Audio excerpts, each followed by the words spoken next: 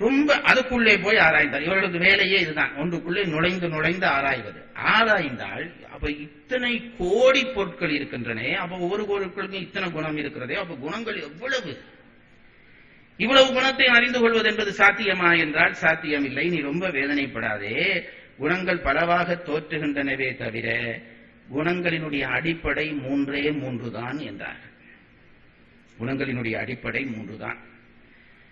மொத்தமாக நீ வகுப்பதானால் பலதாக தோன்றுகிறது, மொத்தமாக வகுப்பதானால் இப்ப சாப்பாடு எத்தனை வகை, 1000 வகை சாப்பாடு சொல்லுகிறார்கள். இந்த மெனு கார்டை கொண்டு தர்றான், அந்த சாப்பாடு இந்த சாப்பாடு எல்லாம் தர்றான், மொத்தமே 6 வகை தான். நீங்க அதெல்லாம் பார்த்தா கணக்கில் இருக்குதே தவிர 6 சுவை தான். இந்த 6 சுவையை கலக்கிற விதத்துல உணவுகளை அதிகரித்துக் கொண்டு போகிறோமே தவிர அடிப்படையில் 6 சுவை தான். 7வது சுவை ஒருத்தன் கண்டுபிடிச்சா அவனுக்கு ஒரு பரிசு. 7வது சுவை என்று ஒன்று இல்லை. இந்த கலப்பினாலே சுவைகள் வேறுபடும். அது மாதிரி குணங்கள் மூன்றே தான்.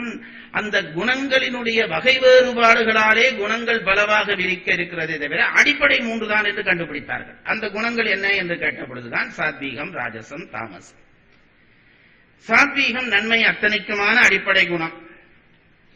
புதிதாக வந்தவர்கள் இருப்பீர்கள் என்பதற்காக மேலோட்டமாக சொல்கிறேன். ராஜசம் என்பது முயற்சிக்கான அடிப்படை குணம். முயற்சி சார்ந்து ஒரு பொருள் இருக்கிறதா, அது ராஜச குணத்தை சார்ந்தது.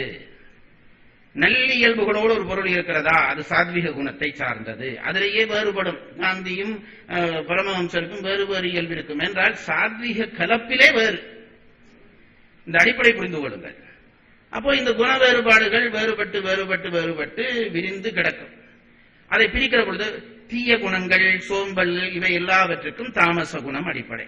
இந்த 3 குணங்களும் நமக்குள்ளே இருக்கின்றன. ஒருவரும் தனியே சாத்விக குணம் என்று ஒருவரும் இல்லை, தனியே ராஜச குணம் என்று ஒருவரும் இல்லை, தனியே சாத்விக குண தாமச குணம் என்று ஒருவரும் இல்லை. 3 குணமும் மனிதனுக்கு தேவை. நல்லியல்பும் தேவை, முயற்சியும் தேவை, கெட்டதும் தேவை. அது தெரிஞ்சுதானே சார் நாங்க வச்சிருக்கிறோம். கெட்டது எப்படி தேவை என்று கேட்டால் சில நேரத்தில் கெட்டதும் தேவை. இப்ப காமம் கெட்டதா நல்லதா? ஒரு வகையிலே கெட்டது, ஒரு வகையிலே நல்லது. இல்லாவிட்டால் இந்த உலக சந்ததி விருத்தி நடவாது, ஜீவன்கள் தோன்றாது, கண்மவினை முடியாது, பாவம் அதெல்லாம் தேங்கி போகும். அப்ப அது அந்த நேரத்தில் அந்த உணர்வு வந்துதான் ஆக வேண்டும். ஆகவே அதையும் கடவுள் கலந்துதான் வச்சிருக்கிறார். நல்லியல்பு, தீயல்பு எல்லாம் கலந்து முக்குணங்களாக நம்ம ஒவ்வொருத்தருக்குள்ளேயும் போட்டு வச்சிருக்கிறான். என்ன செய்கிறான்? இந்த குணம் மாறிக்கொண்டே இருக்கிறது. அது அன்றைக்கு உங்களுக்கு சொன்னேன். குணம் இத்தனை நாளிகைக்கு ஒரு தரம் குணம் மாறிக்கொண்டே இருக்கிறது. அதனாலேதான் முதல் செய்த ஒரு காரியத்தை செய்து பிறகு கவலைப்படுகிறோம். ஐயா, அவருக்கு நான் அடிச்சுட்டேனே, அடிச்சிருக்கப்படாது நினைக்கிறோம். அடிச்சது யாரு? நீதான். அடிச்சிருக்கப்படாதுன்னு நினைக்கிறது யாரு? நீதான். நேற்று இருந்த புத்தி தானே இன்றைக்கும் இருக்குது. புத்தி யாராவது மாத்தினானா? மூளையை மாத்தினானா? நேற்று இருந்த மூளையை தான் இன்றைக்கும் இருக்குது. நேற்று அடிக்க சொல்லிச்சு இந்த மூளை, இன்றைக்கு அடித்ததுக்கு கவலைப்படுது. ஏன் தெரியுமா? குணம் மாறி போச்சு. தாமசம் இருக்கிற பொழுது அவனுக்கு கெட்டது செய்ய வேண்டும் நினைச்சு செய்தேன். இப்ப சாத்வீகம் வந்துட்டு, அடடா நான் கெட்டது செய்துட்டேன்னு கவலைப்படுகிறேன். நேற்று ஒரு கணக்கு புரியல, செய்ய முடியல, இன்றைக்கு எடுத்த டக்குன்னு செய்துட்டேன். எப்படி செய்தேன்? நேற்று தாமசம், கணக்கு புத்தி விட வரல, இன்றைக்கு சாத்வீகம் விட வந்துட்டு. அப்ப மொத்தமே இந்த 3 குணப்பிரிவு. இதை பத்தி நிறைய சொல்லி இருக்கிறேன். 2வது 3வது வகுப்புல நீங்க அதை எடுத்து பாருங்க. படிக்க வேணும் என்று விரும்புகிறவர்கள் பாருங்க. இந்த 3 குணங்கள் தான் குணங்களினுடைய அடிப்படை. அது ஒரு பக்கம் இருக்கட்டும். இப்போ இறைவன் என்ன செய்கிறான்? தத்துவ அடிப்படையிலே மூலப்பிரகிருதியிலே இருந்து குணம் தோற்றிவிட்டான், குணதத்துவம் தோன்றிவிட்டது. இப்போ குணதத்துவத்தை அனுபவிக்க புத்தியிடம் அதுக்கான கருவி வேணுமே. இப்ப லட்டு இருக்கிறது, லட்டை சாப்பிட நாக்கிலே எனக்கு சுவை வேணுமே. அதை உள்வாங்குகிற ஒரு கருவி இருந்தால் தானே நான் அனுபவிக்க முடியும். இப்ப ஜீவன்கள் அனுபவத்துக்காக வருகின்றன. குணங்களாக உலகத்தை படைத்தாகிவிட்டது. குணங்களை உள்வாங்குகிற கருவி ஒன்று அதுக்கு தேவை. அதனாலே புத்தி தத்துவத்தை கடவுள் அடுத்தது தோற்றுவித்தார். நீங்க கவனித்து பாருங்க. புத்தி குணங்களை உள்வாங்கும். புத்தி இல்லாவிட்டால் குணங்கள் உள்வாங்கப்படாது. அப்போ உயிர்கள் எல்லாம் இயங்க வேண்டும்.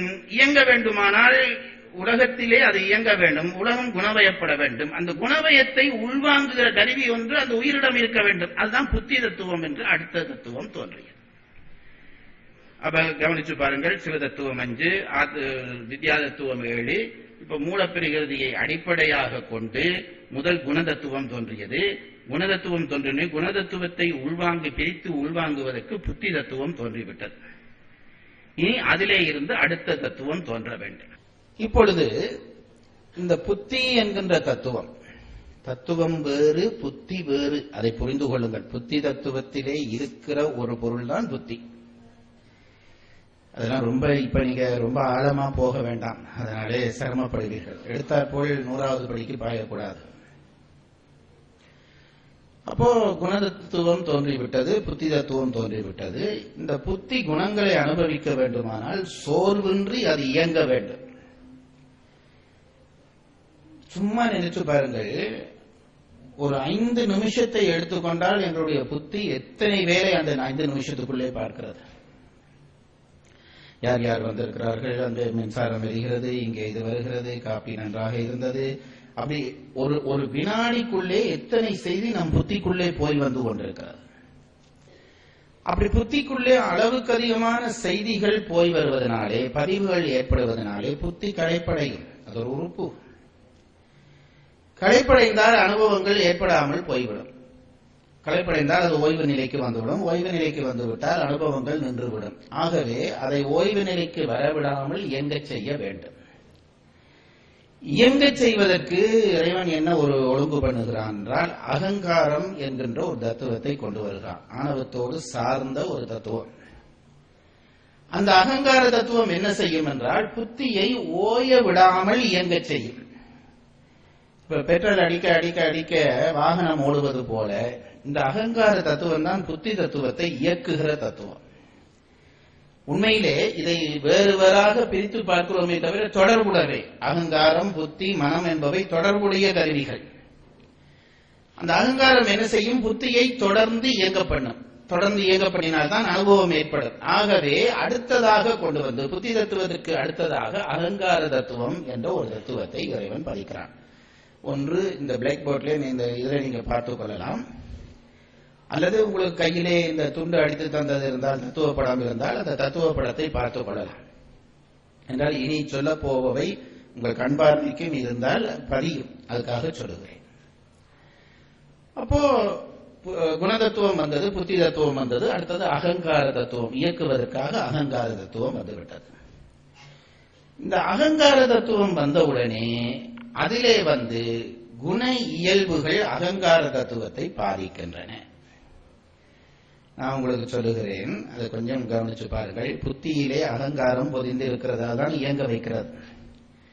இந்த 3 குணங்கள் எங்களுக்குள்ளே மாறி மாறி இயங்குகின்றன என்று சொன்னேனே, சாத்வீகம், ராஜசம், தாமசம் என்ற 3. இந்த 3ம் அகங்காரத்தை பாதிக்கும். பாதித்தவுடனே சாத்வீகம் வேலை செய்கிற பொழுது இருக்கிற அகங்காரம் வேறு அகங்காரம். அது இப்ப உங்களுக்கே தெரியும் தானே, சாத்வீக குணத்திலே இருக்கிற நீங்கள் வேறு ஒருவராய் இருப்பீர்கள். வீட்டிலே அம்மாவை பார்த்தால் சில நேரத்திலே தெய்வம் மாதிரி இருப்பாள், சில நேரத்திலே பத்திரகாளி மாதிரி இருப்பாள். அப்படி இருக்கிற வழக்கம் இருக்கிறது அல்லவா? என்றால் குண வேறுபாடு வந்தவுடனே தோற்ற வேறுபாடு வந்துவிடும். அதனால்தான் நம்முடைய சித்த பகுதியிலே, சித்தர்கள் பகுதியிலே சொன்னார்கள், அழகாக வருவதற்கு வழி இருக்கிறது. எங்கே? இந்த அலங்கார நிலையங்களுக்கு போகாமலே அலங்காரம் செய்வதற்கு வழி இருக்கிறது.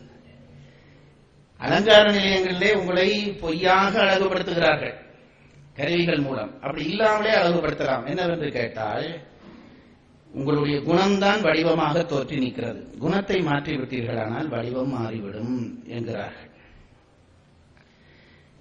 பிறகு அதுக்கு என்ன வழி என்று அதுக்கு வழி வேற சொல்லிக் கொண்டு போறார்கள். இப்படியே போனால் திருக்குறள் இந்த பிறவியில முடியாது. ஆனால் அது உண்மை இருக்கிறது. திருமூலர் அதை சொல்லுகிறார். குணத்தை மாற்றினீர்களே ஆனால் தோற்றம் மாறும். நீங்க பாருங்க, இப்ப இந்த நேரம் கஞ்சா அடிக்கிற ஒருத்தனை, அல்லது இந்த நேரம் சிகரெட் குடிக்கிற ஒருத்தனை, சாராயம் குடிக்கிற ஒருத்தனை பார்த்தால் தோற்றத்தில் வித்தியாசம் தெரிகிறதா இல்லையா? வழிபாடு, கோயில், பூஜை, இந்த நேரமும் இருக்கிற முகத்தில் ஒரு சாந்தி வருகிறதா இல்லை என்றால் குணத்தின் அடிப்படையிலே தான் தோற்றம் அமையும். நம்முடைய தோற்றத்தை வைத்தே ஒருவருடைய குணம், அடிப்படை குணம் சொல்லிவிடலாம்.